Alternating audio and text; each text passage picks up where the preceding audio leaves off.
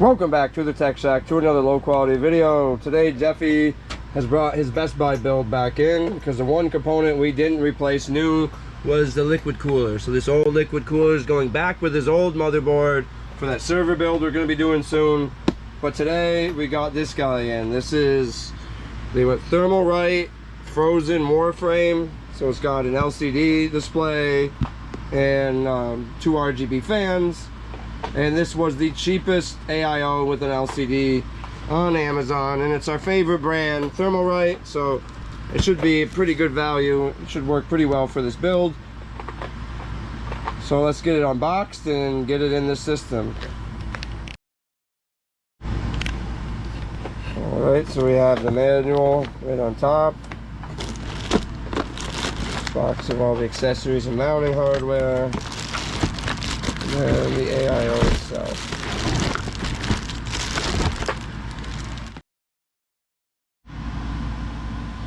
Alright, so we got it all unboxed. So it uses standard 3-pin 5-volt RGB headers for the RGB.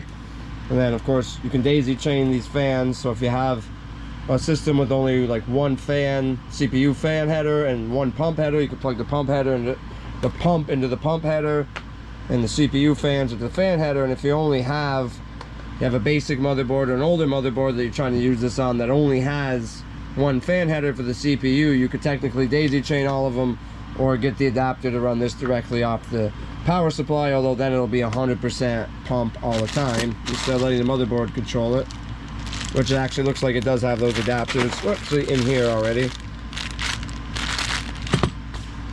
And the screen comes off. It's just standard USB-C, and then it uses a USB-C to USB 2 header, so you can run it off your motherboard's header. But technically, I guess if you didn't have any open ports, you could run any USB-C cable into this, into any USB port on your motherboard, and do the same thing. Although again, that's gonna be running it outside your case. A lot harder cable management, but you can do it if you absolutely had to. So you can basically drop this thing into any computer that you can mount a 240mm radiator to.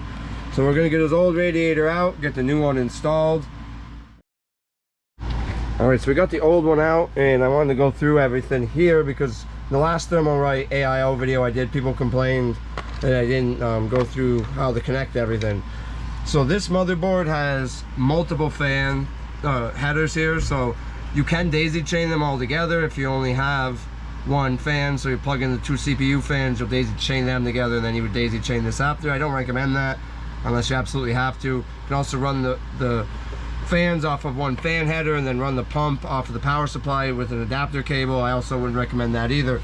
So what we're gonna do here, and this kit does include like fan splitters and stuff if you need it, but in this installation, this actually has a very specific pump header, so the motherboard knows that this is an AIO pump.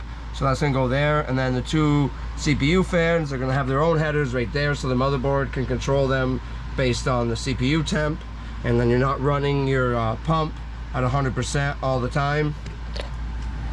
And yeah, and then RGB, they'll all daisy chain off that one RGB header, because this motherboard has a ton of RGB headers. So like this guy down here, this GPU bracket, this GPU jack, because it operates more like a jack, that guy has its own RGB header, and then all the fans daisy chain off another RGB header, and then there's still a bunch free down here.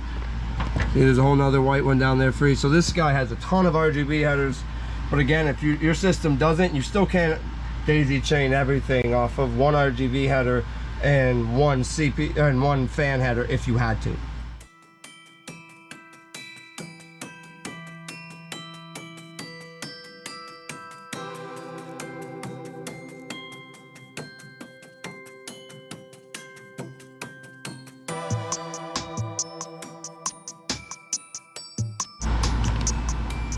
Alright, we got it all in, all set up. That USB-C cable, I could flip it around so it's on the top and hide the cable better, but then the Thermalright lettering is upside down or sideways. You can't flip the lettering, you can only flip the LCD. So with the glass tinted, you can't really see it, so we'd rather have it that way. It is beautiful. The software on this is really impressive, honestly, for a budget product. Like, there's so many different themes and customizations, and you can change so much. You can send your own images to it, your own GIFs, your own videos. There was a ton of customization, but I'll leave that up to Jeffy when he gets it home to play with. We're gonna run a Cinebench 10-minute pass to make sure it's cooling it and everything is good. But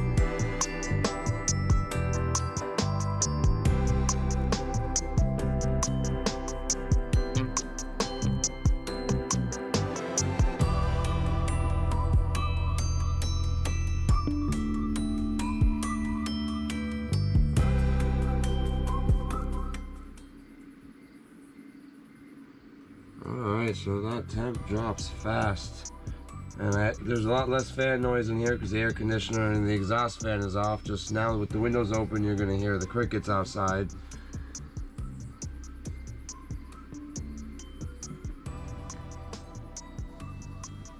That's where we landed, 1234.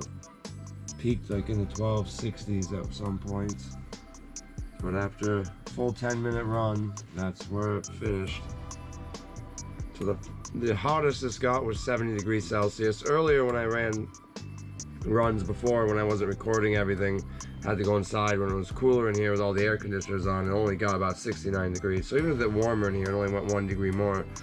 So this cooler can definitely handle heat saturation, keep this nice and cool, even with a respectable overclock and PBO enabled. So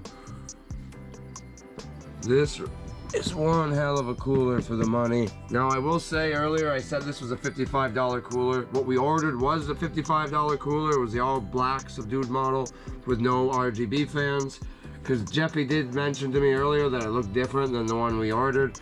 And then I went back and checked the link I sent him for what he ordered, and sure enough, we had ordered the black one. That's the RGB model with the gold accents, which was actually substantially more. I think it was like 10 bucks more, which is substantial when you're talking about a $50 cooler.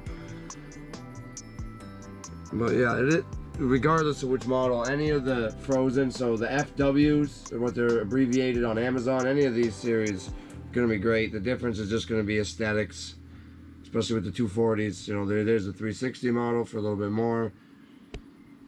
But again, great value cooler. Keeps this 9700X overclocked. Makes me sad where I have a 5800X 3D and it looks like this thing just absolutely spanks a regular 5800X. But yeah, I highly recommend this cooler, especially at the cost. Alright, but that is it for this low quality video. I will see you guys in the next one.